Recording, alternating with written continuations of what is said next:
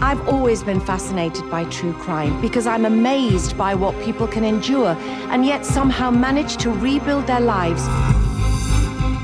He's made me a very strong person. I'm not a victim, I'm a survivor. In this series, I'm going to meet some truly incredible people who've endured horrific situations and yet who have found the inner strength to carry on.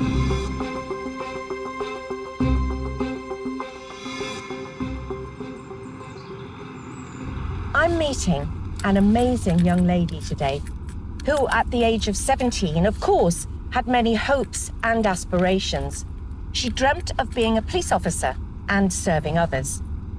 But cruelly, all of that was snatched away in one random act of evil. He was stood in the middle of the road, waving a knife around. I fell to the floor.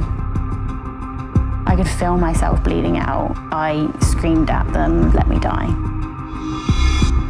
In June 2015, 17-year-old Kayleigh White was on her way to visit a friend's house in Yeovil, Somerset. She passed three men having an argument. Moments later, after rounding a corner, she was grabbed from behind. He spoke to me, he said, "Are you all right?" And before I could answer, plunged a knife into my back. She lifted up her jacket and all this blood just come gushing out. Oh my God, she's been stabbed. Only after being rushed to hospital did the extent of her injuries become apparent. The odds of her surviving were put at just 1%. When Kayleigh went for surgery, I had my doubts. Would I see her again? Or how would I cope without her? When you're blindsided by a violent attack like that, it impacts everything. Nothing is ever taken for certain again. She'd be scared to walk down the street, scared of anyone. Despite the results of her attack affecting her physically and emotionally to this day, Kayleigh somehow found the strength to forgive her attacker. I want to find out how. How did she fight back from the brink of death to offer forgiveness?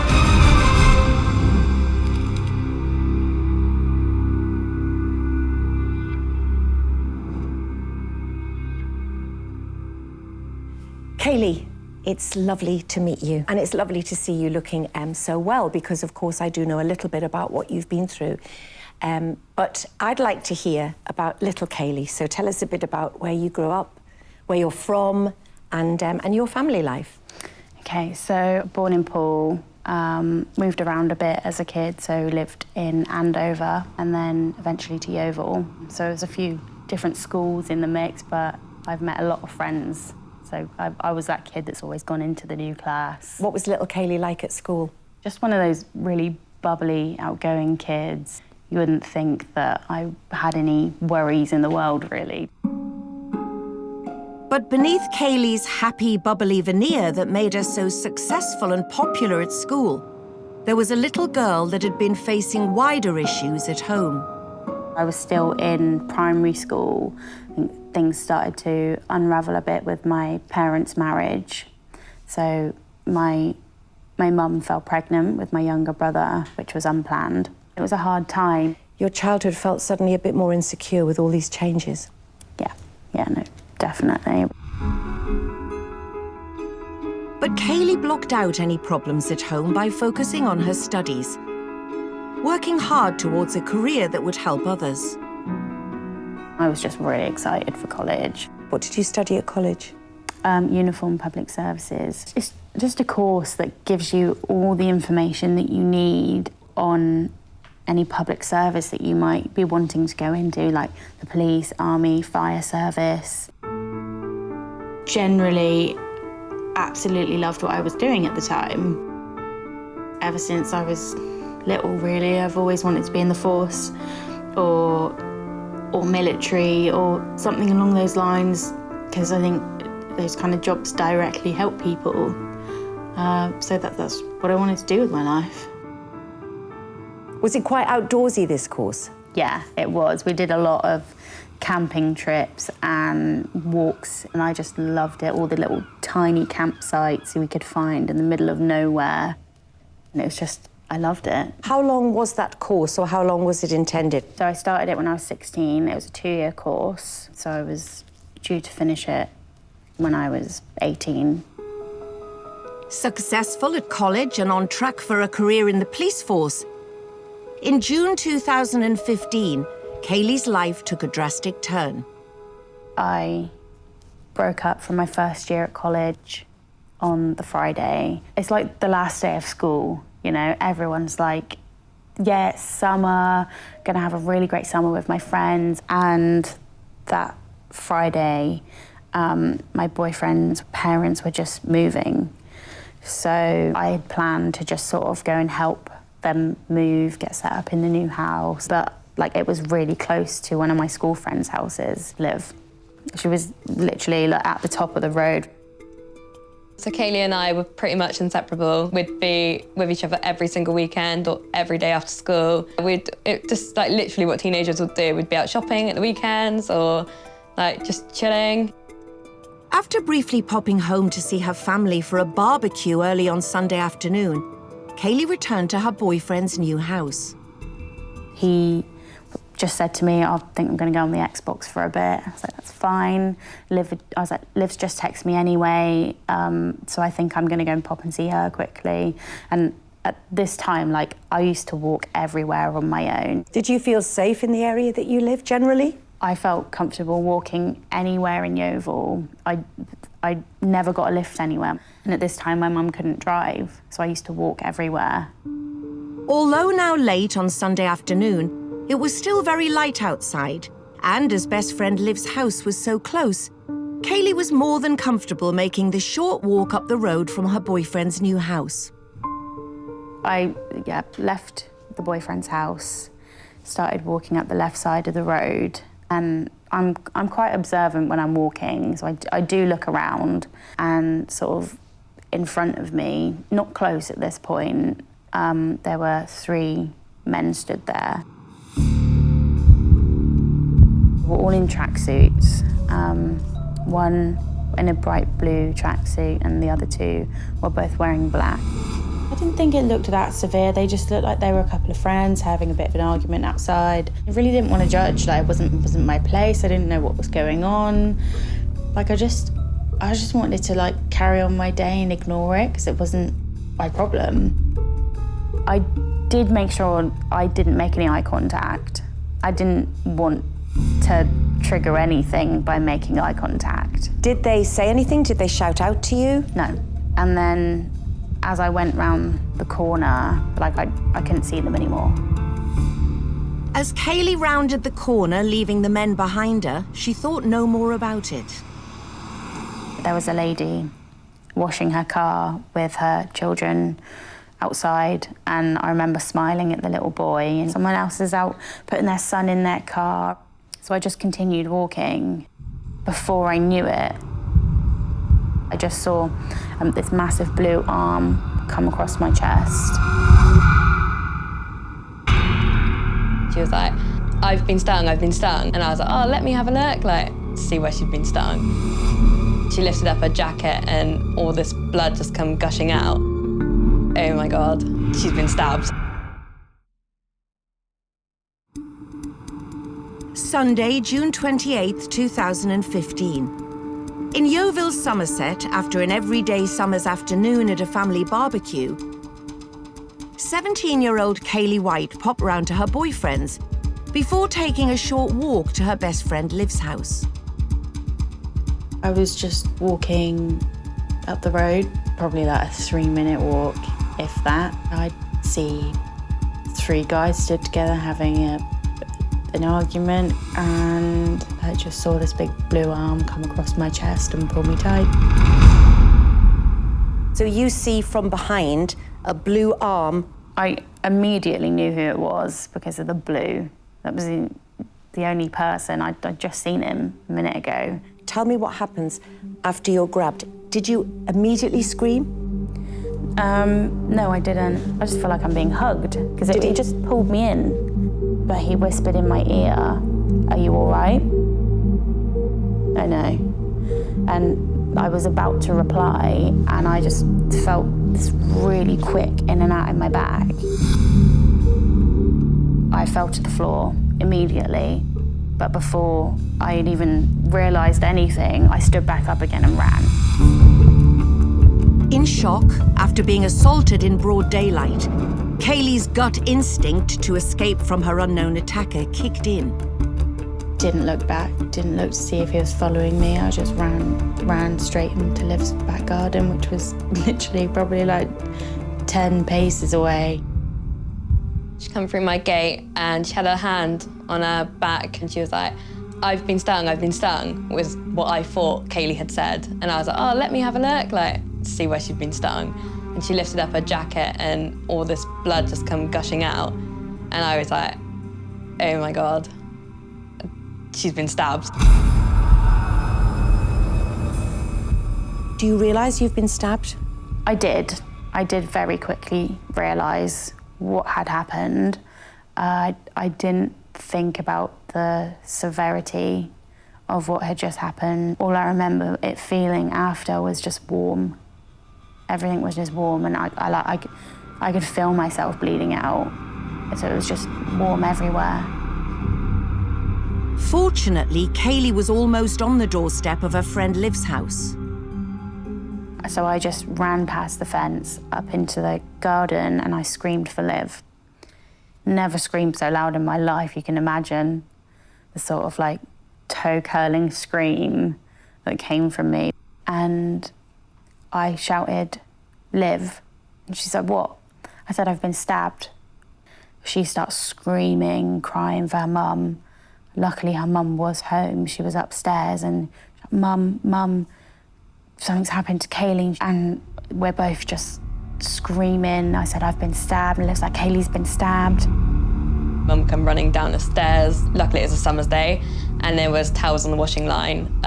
So I grabbed the towels and started applying pressure to her back. Her crazed attacker had just stabbed Kayleigh with a full-size kitchen knife. She needed immediate medical attention or she would bleed out within minutes and die, right there in her best friend's garden. There was never like a sense of panic. It was just an instant of, we need to get her to hospital. That was all that was going through my mind. Me and my mum both thinking, if we call an ambulance, she's just not gonna make it. But for the first time that fateful day, luck was on Kayleigh's side. By sheer luck, Liv's brother was just about to leave the house to go out with his friends, and his friends had just pulled up outside. I was dying right in front of them. I had to get into that car and get to the hospital. But once in the car, there was another surprise in store. I was looking out the back window, and he was stood in the middle of the road in his blue tracksuit, waving a knife around. Just very quickly at the moment, I said, get your phone out, get a photo. And Liv's mum's like, yep, we need it for evidence. I was like, take the photo. She did get a photo of him just stood there. Having got the photo, and with Kayleigh's life hanging in the balance, it was now a desperate dash to Yeovil Hospital, just over 2 miles away. I could just see her like changing colour, like people say like people change colour when they're dying, and she was just not the same colour that she was. Her eyes kept fluttering in and out, and I was just thinking at that time, she's not gonna make it. I was conscious and then not, and then like in and out all the time.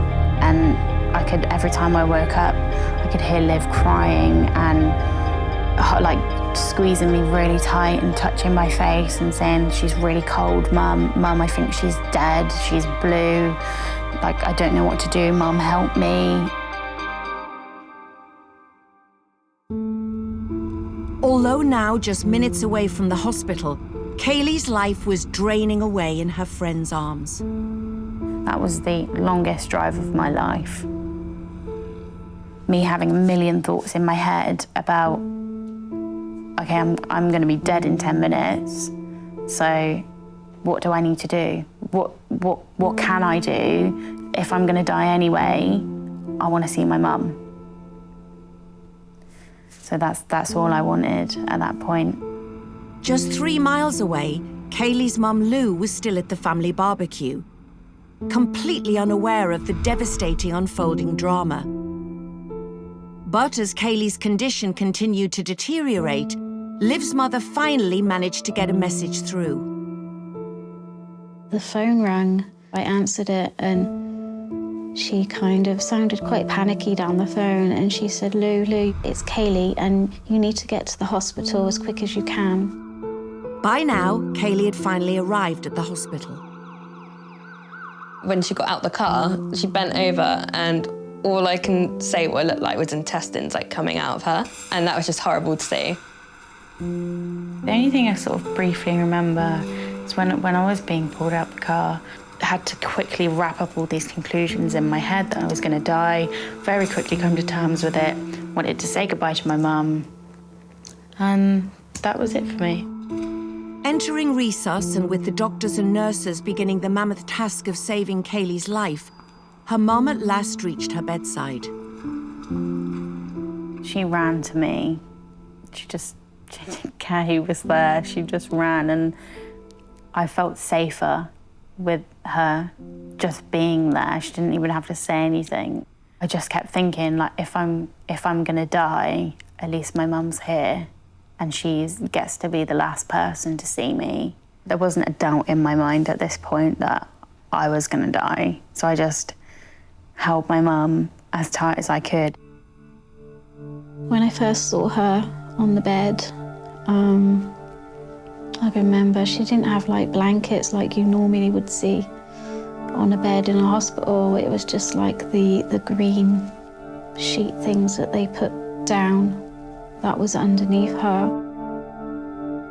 They cut all my clothes off of me, and she asked them if she could have my cardigan that I was wearing, because it would be the last thing that I was wearing and it would smell like me. And they told her she couldn't have it because they needed it for evidence. If Kayleigh had passed away, then that was all I had left of her. Her smell, her blood. And that was just at the time so precious to me because I didn't know what was going to happen. Having lost so much blood, all the usual methods for getting cannulas and lines into Kayleigh's body had failed. They couldn't get a clear vein. The last result was to drill through her knee to get a line in. Kayleigh started to scream when they started to do this, and I could still hear the sound of the drill in my head, kind of grinding through her bone. And then she was swearing, it's hurting, it's hurting. After they started the procedure they were doing with my knee, I screamed at them to let me die. At this point, I told them, you know, I've done what I needed to do. I've spoken to my mum, just let me go. I don't want to feel this pain anymore. I was just ready. That was it for me. So I squeezed my mum, squeezed her hand.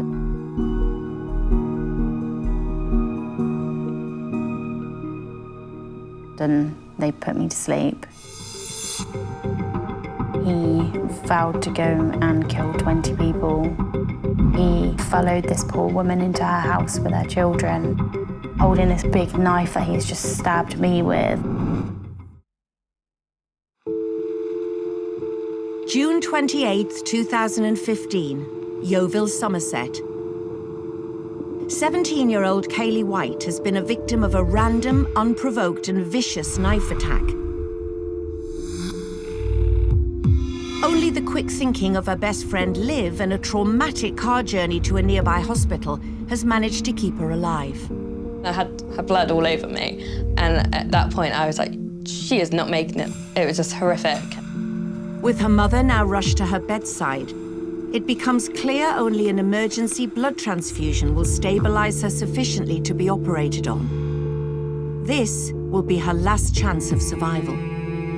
The surgeon, he did prepare us for the worst. He said he would try the best he could, but in my heart thinking, praying that someone will save my little girl. Kayleigh was given just a 1% chance of survival. I'd made a conscious decision to go because I just didn't want this anymore. For over 10 hours, surgeons battled tirelessly to save Kayleigh's life. For Mum Lou, the wait was agonizing. Everybody was just trying to be positive and not share their emotions when, like, deep down inside, you know, you were thinking if she's gonna live or whether she will come through. Even after multiple operations, for 3 days, Kayleigh's life hung by a thread.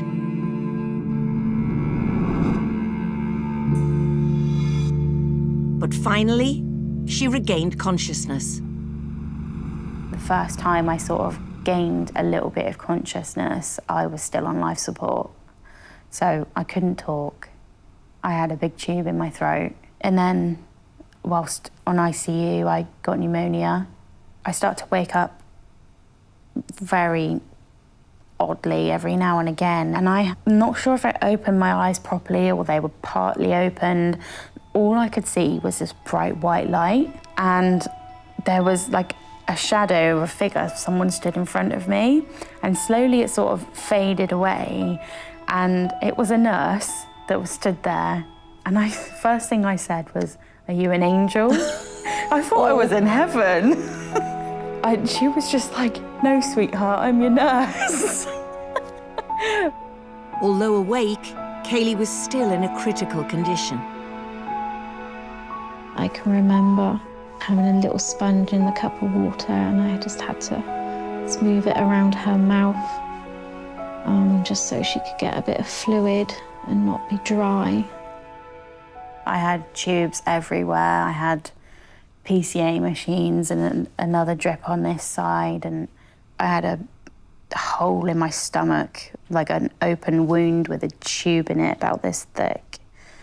It was massive, and it was like stitched onto my stomach, and the bag coming from it was on my leg, and it was just draining all this fluid, and I didn't know where that was coming from, but it was coming from my pancreas. At what point did they tell you just how poorly you were? When I went out to the children's ward, and I spent a lot of time with my mum up there, and she told me that they told her that I wasn't going to make it. They really thought you weren't going to make it? Yeah. Told my mum it wasn't good news, and it didn't look good. Finally, 4 days after the attack, Kayleigh and her family learned the true extent of the horrific damage done to her 17-year-old body. So the knife went straight through my left kidney, essentially split it in half, snipped off the end of my pancreas, my spleen, and pierced the back of my stomach. Wow. How big was this knife? It was big, like kitchen knife. It was big. I mean, it was long, but thin. Almost like a bread knife. Yeah. And this has gone pretty much all the way in? Yeah, the whole way. I visited Kayleigh several times when she was in ICU, and I think every single time it never got better because she was always in the same position, just led there with wires all over her. So for me, there was never a point where I was thinking this is getting better. Against all the odds, Kayleigh had survived, but her life would never be the same again. When I tried to start getting a bit more mobile, I realised that it actually hurt when I moved. So I said to my mum, I was like, what? Why does it hurt so much when I'm moving? Why does it hurt on my front if I was stabbed in my back? It did not even cross my mind that they would have opened me from the front. I'd never seen anything so horrific in my life. It was just wide staples all the way down through her stomach, past her belly button, a bikini line. And as a mum, all you think in your head is like, oh my God, how is she going to deal with this? To save her life, surgeons had performed a laparotomy. It's a big cut through the torso into the abdominal cavity, and used as a last resort by surgeons to diagnose and treat issues affecting vital organs. I think it's like 35 centimetres. Just at the time, I don't think I've ever cried like that before. Just as a young woman, you're trying to get used to your body and like going through puberty and then I've got this massive scar on my body. Like, is anyone ever going to want me? Like, I felt so unlovable. It broke me. However, Kayleigh soon discovered she wasn't the only innocent victim that fateful day. I believe that he vowed to go and kill 20 people, and I was the first person that he saw. High on a cocktail of drink and drugs, and apparently enraged by an argument with one of his friends, convicted criminal Lee Jeffries Jones was hell-bent on a murderous rampage.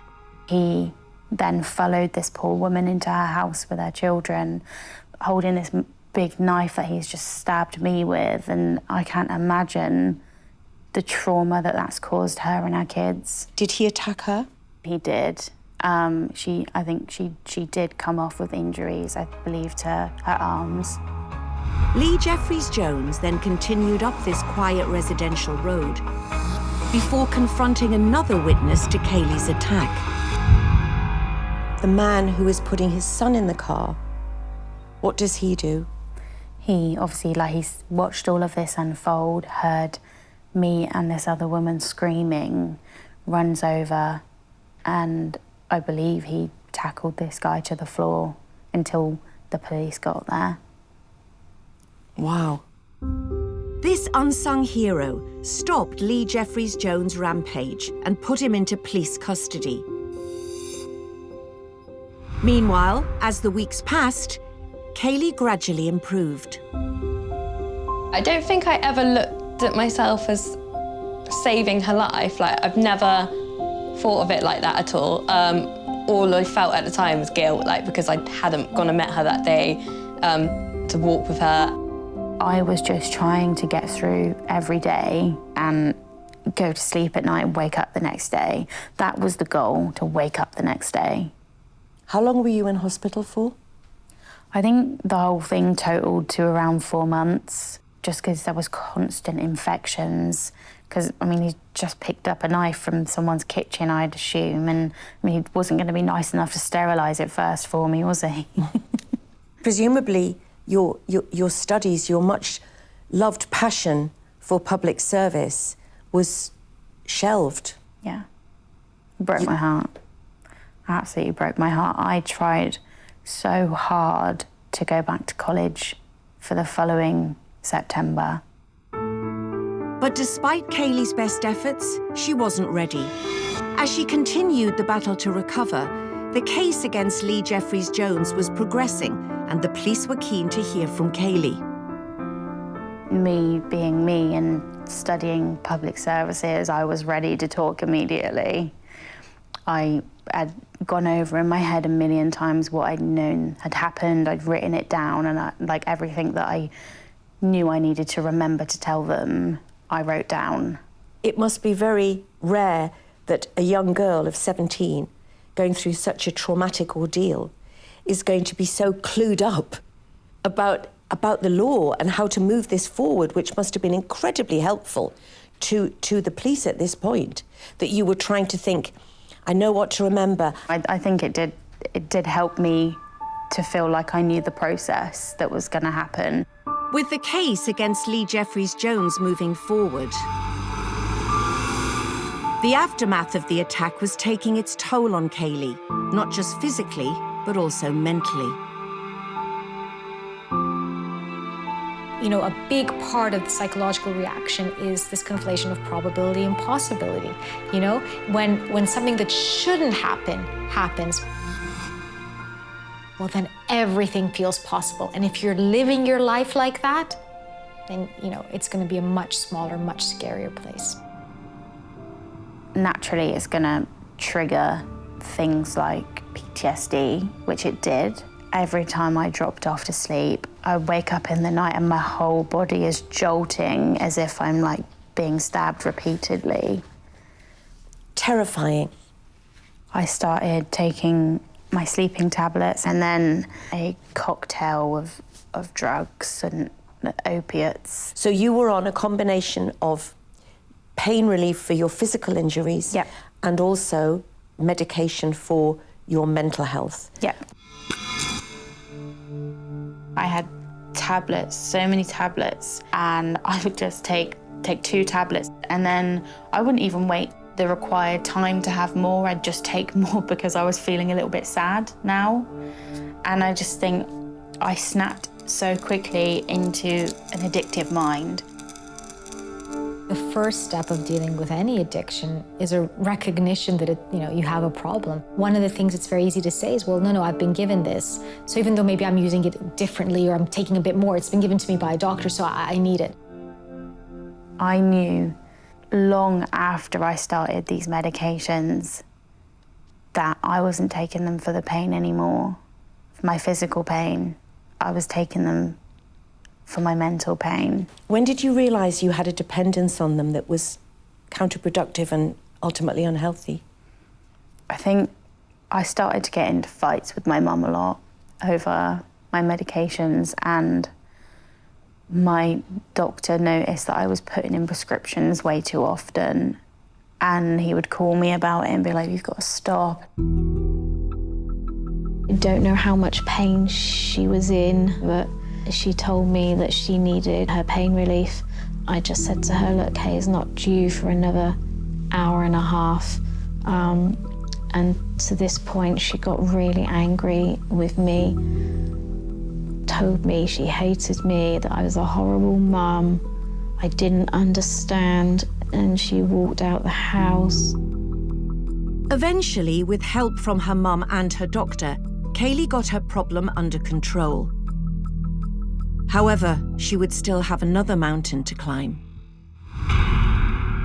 7 months after the attack, the case was set to be heard at Taunton Crown Court, and Kayleigh had to prepare herself to face the man who had tried to kill her. Did that worry you, how you were going to feel when you had to face him? I was worried about how he would be with me. In what way? That he wanted to finish the job. I did question, is it something I could have possibly done? Is there any links? Have I ever done something to annoy or hurt this person? What could I have done wrong to make this person literally try and kill me? I genuinely thought he was going to get somebody else to finish the job.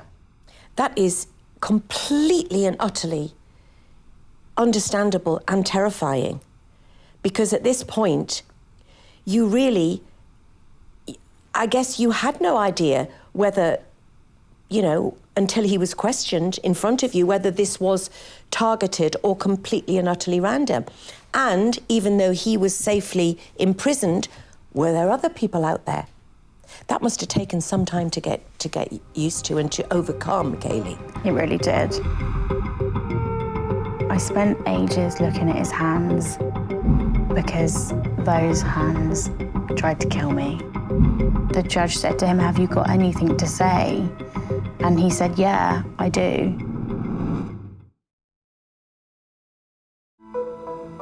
June 2015, Yeovil, Somerset. After a vicious and random knife attack, 17-year-old student Kayleigh White was left with horrific internal injuries and only a 1% chance of survival.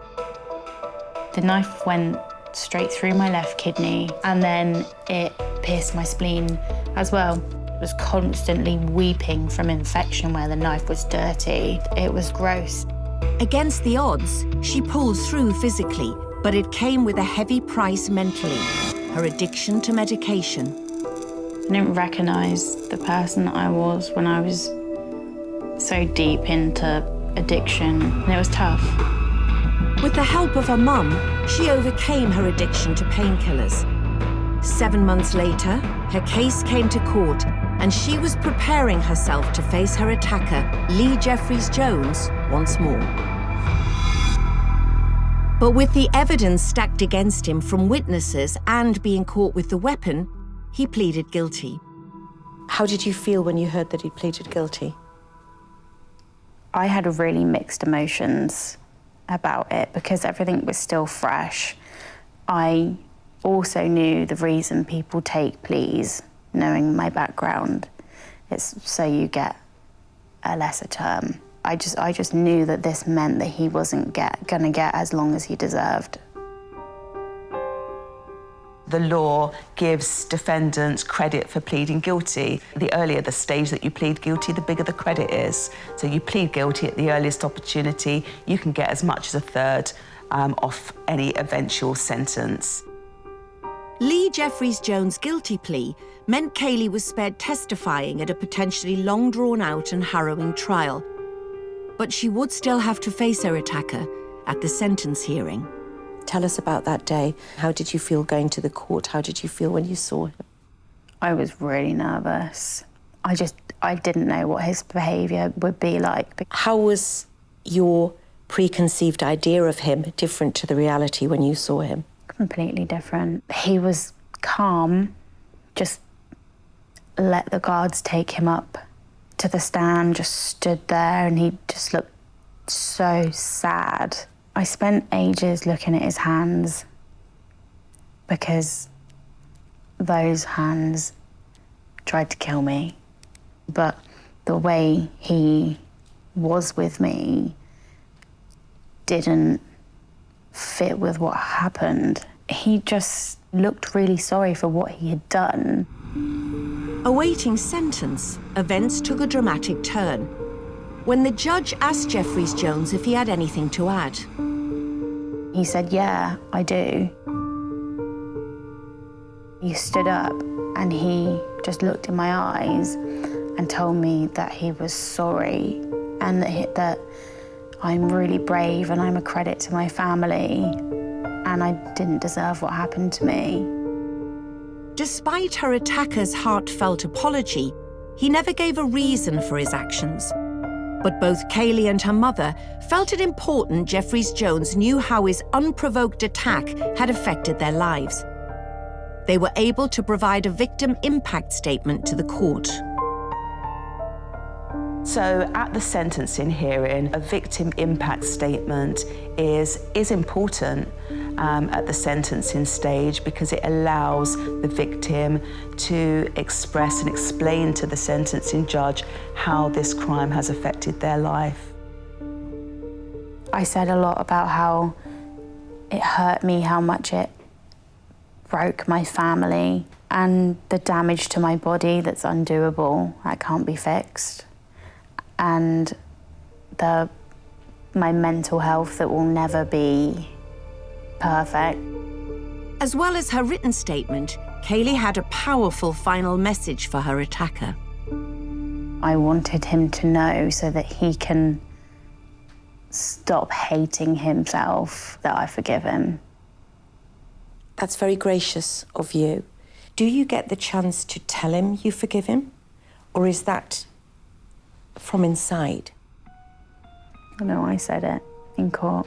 What was his reaction? He cried. It was emotional. I think by Kayleigh saying, "I forgive you," I think whatever you call it, it's about not handing your power over. It's about reclaiming it and moving forward. Lee Jeffries-Jones was sentenced to 20 years imprisonment and a chance of a parole hearing after 9 years.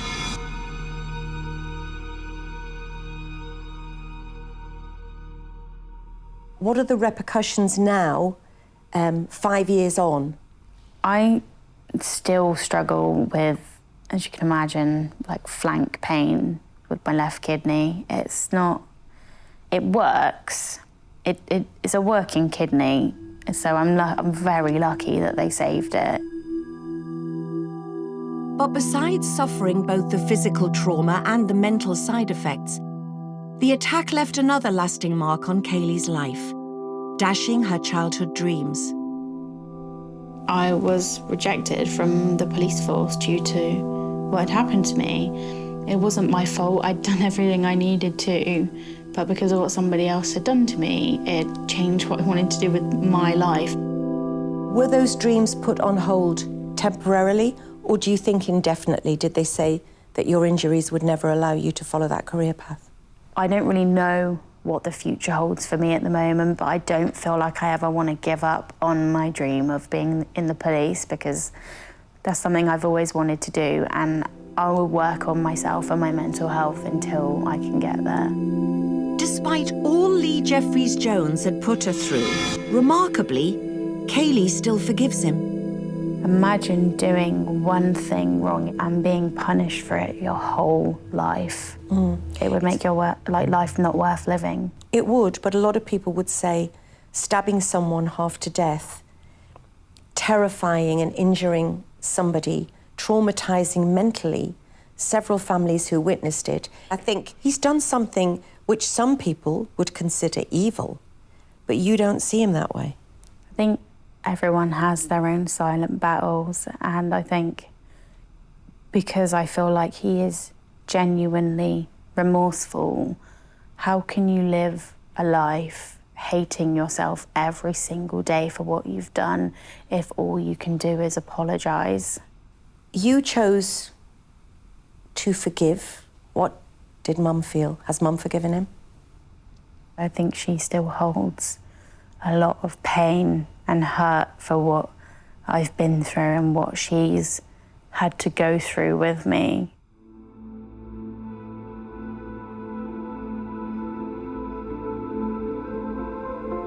The gentleman that attacked Kayleigh, I do in some respects feel sorry for him.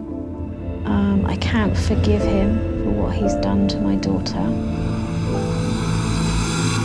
Despite her horrific injuries and having her young life transformed by the attack, Kayleigh still wouldn't change a thing.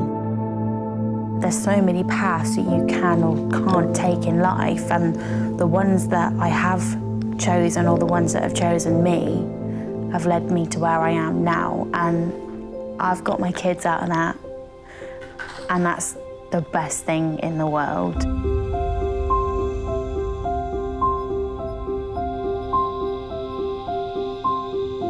I'm in awe of Kayleigh. How she's handled this whole episode has been nothing short of miraculous. She's had her physical and her mental health pushed to the brink, her dreams shattered, her future changed forever. But not only has she chosen to forgive her attacker, she wishes him a future, and one that doesn't involve rotting in a jail cell. If that's not a true survivor, I don't know what is.